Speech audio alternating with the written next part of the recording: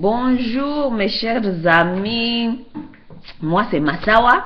Je vais un peu parler de la situation donc qui se passe à Burundi. On dit quoi? Burundi au Burundi à Burundi. Sur l'histoire de Nkurunziza et troisième mandat et coup d'état raté, tout ça. On parle un peu brièvement, n'est-ce pas? Bon, mon français n'est pas si bon, mais je vais parler en français parce que je connais que les Burundais parlent plus le français que l'anglais, hein, n'est-ce pas? Nous voulons un peu chercher à analyser cette histoire, un peu faire comprendre ce qui se passe dans cette région-là. Hein? Bon, moi, d'origine congolaise, mais comme je viens du Kivu, donc ça veut dire je suis aussi la fille des régions des Grands Lacs, ça veut dire cette histoire-là nous concerne tous, parce que lorsque le Burundi est instable ou bien le Rwanda est instable, c'est aussi mon pays Congo qui souffre, n'est-ce pas? Donc nous devons être présents à faire, comment on dit, monitoring la situation qui se passe à Burundi. En tout cas, on doit demander à nos frères burundais d'arrêter un peu avec cette histoire fraudeuse, ce que je peux dire, cette histoire fraudeuse, ok? Là, nous voulons faire croire aux gens et faire voir aux gens que c'est Nkurunziza qui est le mauvais, n'est-ce pas? Mais si nous regardons vraiment la situation, les gens cherchent à diaboliser Nkurunziza alors que Nkurunziza se trouve dans ses droits légaux de la constitution burundaise. Je m'explique. La constitution burundaise dit que le président doit être voté deux fois, deux mandats, donc il sera, he need to practice, donc il doit faire ses deux mandats vis-à-vis au vote de la population, n'est-ce pas? Mais Nkurunziza n'a été jamais voté deux fois par la population. C'est ce que les gens oublient de mentionner ou bien de dire aux gens. Nkurunziza a été voté une fois par le Parlement, par votre Parlement qui lui ont mis là-bas. C'était comme un peu la transition. Donc ça ne compte pas. Votre constitution a été faite après pour dire que on vote maintenant pour des mandats. Le peuple doit être voté deux fois, n'est-ce pas? C'est presque la même chose qui s'est passé au Congo. Lorsqu'on nous a amené Kabila, c'était un président de la transition. Donc on lui a mis là-bas pour faire une transition. Donc après ces 4 ans de transition, on a travaillé sur la constitution et on commençait maintenant à voter according to ce qui se passe sur les lois constitutionnelles. Ça veut dire Kabila aussi avait fait ses 4 ans et maintenant après ça, il a fait son premier mandat, 4 ans, et maintenant il est dans le deuxième mandat. Si tu regardes le mandat de Kabila, Kabila a fait 15 ans. 15 ans avec 3 mandats, mais on ne compte pas 3 mandats légalement, on compte 2 mandats légalement parce que ces mandats comptent à partir de ce que la Constitution avait dit, n'est-ce pas? C'est la même chose au Burundi, n'est-ce pas? Même chose au Burundi, le président doit être voté 2 fois par la population, par les gens de dehors. Pas pour ce que quelqu'un a été voté ou bien mis là-bas pour une transition ou bien par le Parlement. Donc pour dire que Nkurunziza veut changer, je ne sais pas. Non, d'abord, Nkurunziza n'a même pas touché la Constitution. La Constitution, tout ce que Nkurunziza est en train de faire est dans votre Constitution. Jusque-là, il n'a pas encore touché la Constitution. Donc, il ne faut pas dire les mensonges. Il ne faut pas faire des propagandes mensongères, dire que Nkurunziza veut changer la Constitution. Non, Nkurunziza ne change pas la Constitution. Il faut dire la vérité. Peuple burundais, il faut arrêter ça. Il faut arrêter ça. Pourquoi? Parce que jusque-là, ce qui nous étonne, nous, jusque-là, nous n'avons pas encore vu cette opposition-là qui est en train de s'opposer à Nkurunziza. L'opposition n'est pas là. Tout ce que nous sommes en train d'entendre est que, le Nkurunziza avait changé, la population est dehors, blablabla. Mais la vraie question aussi, qui amène cette population dehors, hein? Tous les minutes là, on nous donne des informations soi-disant, la société civile appelle la population, la société civile. Mais la société civile n'est pas une opposition. La société civile, son travail, c'est être là et dénoncer ce qui ne va pas. Mais la société civile n'est pas une opposition. Où est cette opposition-là qui doit dénoncer ce qui ne va pas dans les pays ou bien dans les institutions? Jusque-là, on n'a pas encore vu les opposants sortir en train de dire que nous réclamons ceci, nous réclamons c'est ça. Il n'y a pas cette opposition-là présente au Burundi. Cette opposition, soi-disant opposition, elle est fantomasse.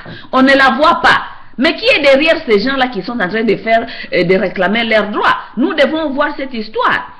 Parce que nous savons que dans cette histoire-là, dans les cachetés là-bas, il y a des gens qui sont en train de chercher que le système Nkurunziza parte au Burundi. Mais pour quelle raison? C'est ça les gens ne veulent pas savoir ou bien chercher à savoir.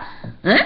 On ne peut pas seulement continuer à dire que l'opposition, où est cette opposition? Parce que chez nous au Congo, il n'y a pas longtemps ici, la population s'est mise debout pour dire non au troisième mandat de Kabila, n'est-ce pas? Mais il y avait l'opposition devant eux. On a vu l'opposition congolaise qui a appelé à la population de sortir. Et l'opposition était dehors avec la population. Mais au Burundi, il n'y a pas l'opposition. On ne voit pas cette opposition. Cette opposition est fantomasse. Et vous savez pourquoi il n'y a pas cette opposition? Parce qu'il y a d'autres histoires qui sont cachées derrière ce soulèvement populaire. Parce que cette soi-disant opposition qui est à Burundi savent très bien que c'est faux et que c'est très archi faux. Nkurunziza n'est pas dans l'illégalité. Nkurunziza est dans tous ses droits constitutionnels et cette opposition-là ne peut pas sortir pour vous dire que Nkurunziza est en train de faire les choses illégales. Parce qu'ils savent que Nkurunziza n'est pas en train de faire les choses illégales. Donc arrêtons de manipuler les choses, arrêtons de dire les choses qui sont mensongères à propos de Nkurunziza.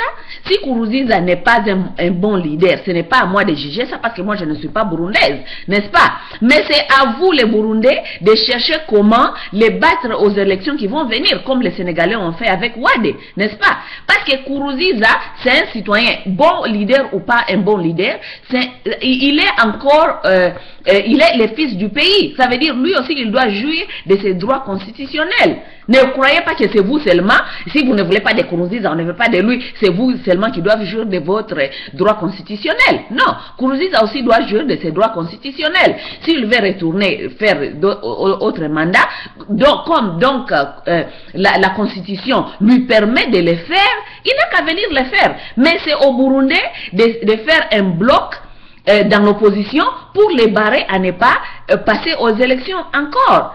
Mais il ne faut pas chercher à triquer, faire voir comme si Nkurunziza c'est un mauvais gars, il veut briguer, il veut faire vos violations aux constitutions, alors que c'est vous-même qui ne comprenez pas votre constitution. Nkurunziza légalement a fait seulement un mandat, il n'a pas fait deux mandats légalement.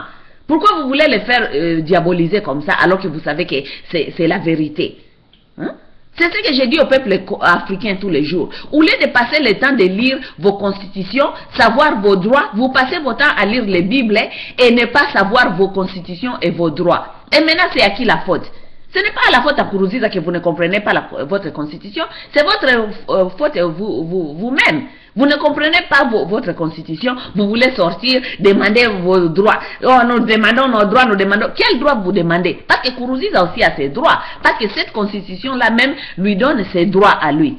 Hein? Quel droit vous demandez? Hein? Vous sortez comme ça, we want our rights, nous voulons vos droits. Quel droit vous cherchez que vous ne comprenez même pas? Hein? Nous voulons la démocratie en Afrique, nous voulons la démocratie en Afrique. Vous-même, vous ne respectez même pas les textes. Que voulez-vous? Allez laisser Nkurunziza tranquille, laissez-le faire son travail. C'est un citoyen digne de ce pays. S'il veut venir faire son troisième mandat, comme vous le disiez, mais légalement, il veut faire son deuxième mandat. S'il veut faire son deuxième mandat, laissez-le tranquille parce que la Constitution lui donne ses droits comme tout autre citoyen burundais.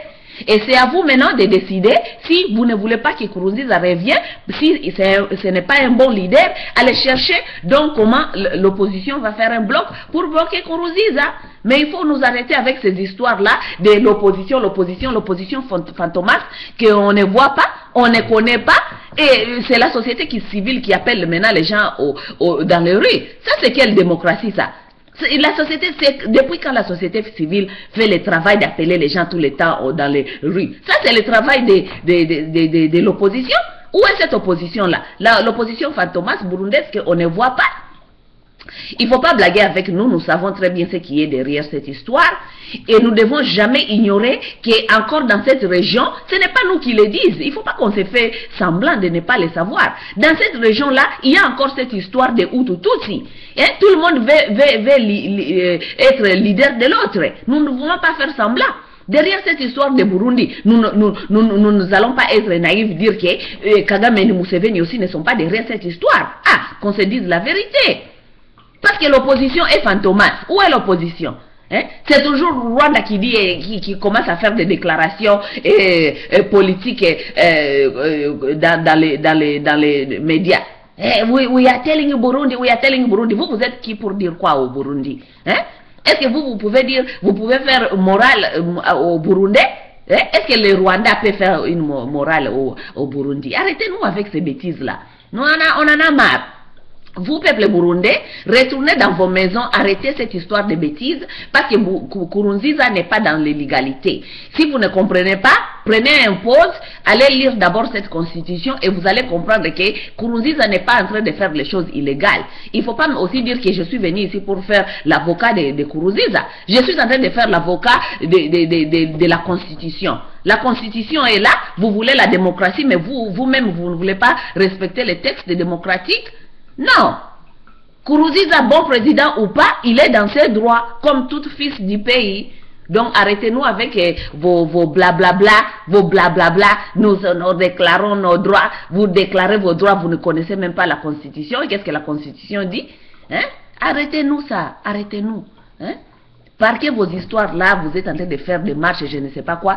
Allez retourner dans vos maisons, prenez vos constitutions et lisez un peu ça et vous allez savoir que Nkurunziza n'est pas dans l'illégalité. Nkurunziza, il est dans ses droits. Il est en train de faire ce que la constitution lui permet. Et maintenant, c'est à vous de savoir comment est-ce que vous allez les faire partir aux élections. Arrêtez-nous vos bêtises là des soulèvements populaires qui n'ont pas de sens.